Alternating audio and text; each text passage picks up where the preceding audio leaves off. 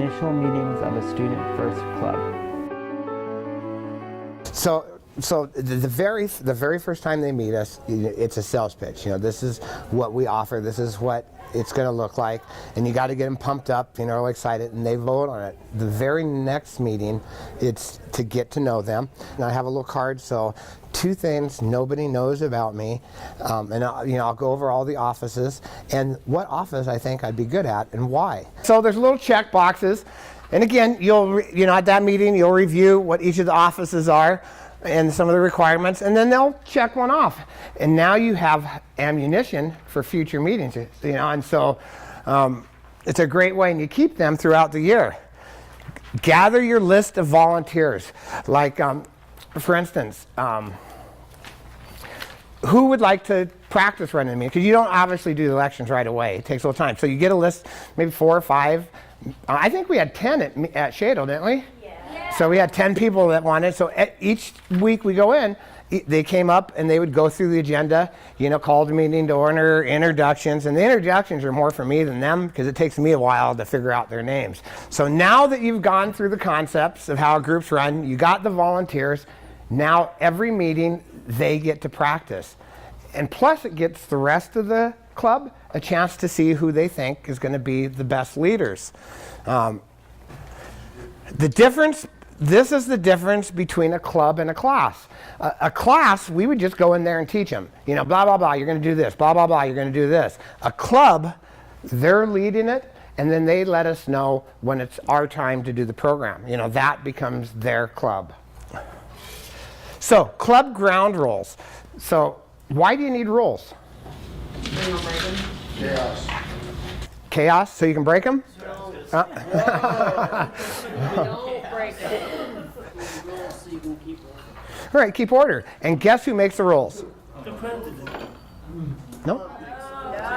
The club makes the rules. And we when we explain the rules to them, we call the school the country, because you got to live by the country's rules.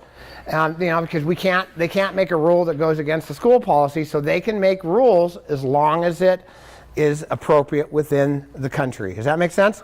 So, and they make their own. Some rules: no cell phones, no foods. Can have food. We have some clubs, when we were doing breakfast time, they were allowed to have breakfast. It bugged my staff to no extent. They're sitting there eating. Yeah, but I was fine with it because I was like, You talk about. right. But again, it was their rules, and so that was allowed because that was their breakfast time. Who had a hand up? I saw a hand. There's other rules like raise your hand to speak or be respectful to the leaders of the club that are like the president and all that, stuff like that. Right. It gives students ownership. When they think that I'm making the rules to my club, that is the first time they've owned anything in that classroom. Wow, I made the rules. And they can change the rules at any time. Rules are made to be modified as needed, anytime. And they've done it. Hey, that rule's not working for us anymore. Can we change it? I go, change it. So that they, just like anything. Yeah, I motion we change it. I second it. And the president will take it to a vote.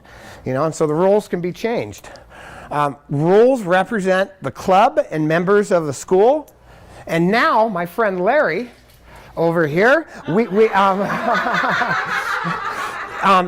of our clubs, we really were having struggles. It was a highly behavioral class, and there were consequences. And so the consequences would be going up to another classroom where the teacher would give them a stack of paperwork to do. So nobody wanted to go there, and that was called the brig or walking the plank. And so they made the rules based on that. Go ahead, Larry. And so here are their rules. And they were the Rogers Pirates. So hence why you have this. Excuse me, I, Mickey, shall raise both hands, or the brig ye will go. Ye matey speak one at a time, or ye plank ye shall go. Ye mateys best respect all mateys, to avoid devise their gaze locker. Rules shall ye matters follow, or ye plank walk ye. Right, and the plank, and that they made these rules. And so the plank was going up to this teacher's room and having to do paperwork. That particular lesson takes the whole period because you're getting, they're filling out the card, you're going over the rules, and now you have that little stack of papers, what everybody wants to be. So the second meeting is about getting to know each other. And guess what we're going to do? We're going to get to know each other. So we're going to actually do this exercise. So I'm going to give you a couple of cheat rules here. So this is the very first time, because this is now your second time at a new club, and this is the very, very first time the students are going to be asked to come up front and talk. And so obviously you're going to want to get volunteers first. If you can get a few people to volunteer. Actually, could I do mine? Look at that, we already got a volunteer first. Hey, my name is Gail Fichette, also from Coeur d'Alene. And the one thing I want to change is stop fighting with my brother.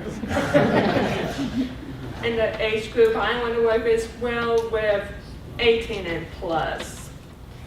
I'm Katie Haggerty from the Tri-Cities, Washington.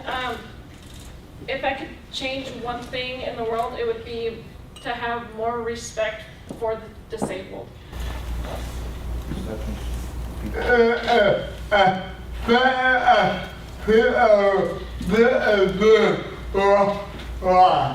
The one thing that changed about the world would be the acceptance of people with disabilities worldwide. I'm Noah, and I live in Olympia, Washington. I heard about Student First from my colleagues and friends.